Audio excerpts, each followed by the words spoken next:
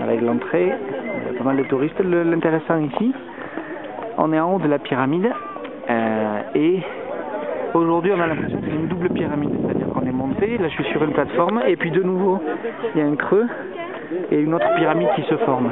Mais c'est en fait, c'est faux, la pyramide était complète et ce qu'on voit ici, tout ça là, l'escalier, les décorations, était sous la pyramide. En fait, il y avait du remblai dessus, on a construit une pyramide par-dessus la pyramide qu'on voit là. Les archéologues, en perçant la pyramide par là et en faisant un tunnel, ont découvert l'ancien escalier et pour qu'on puisse la voir, pour qu'on puisse l'admirer, ils ont décidé d'enlever tout ça, donc ils ont enlevé tout le remblai et aujourd'hui on peut admirer les décorations. Voilà. On continue. Alors toujours à Teotihuacan, mais je ne vais pas tout vous donner non plus.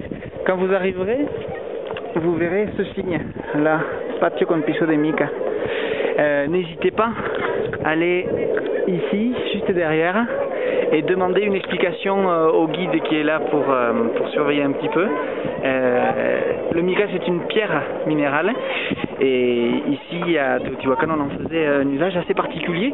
On n'est jamais très sûr de l'usage, mais au vu de la position du mica ou comment il était travaillé, on essaye d'en déduire des utilisations. C'est très intéressant. N'oubliez pas, il y a plein de gens qui passent sans y aller. Donc quand vous voyez le signe patio de mica, vous y allez. À tout à l'heure. Teotihuacan toujours, l'allée des morts, derrière moi, et un petit peu à droite, la pyramide du soleil, et là-bas tout au fond de l'allée, la pyramide de la lune.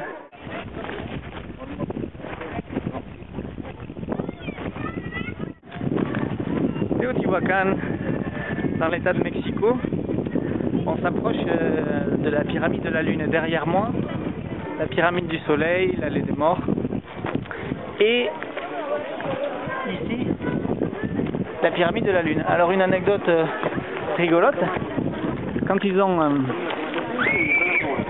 découvert la pyramide de la lune, alors il faut penser que ça ressemblait, attendez, je vais essayer de vous montrer, ça ressemblait évidemment pas du tout à ça.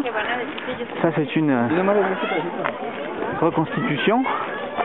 Ça devait ressembler, attendez, voilà, tiens, ça devait ressembler à ce talus là-bas. Là.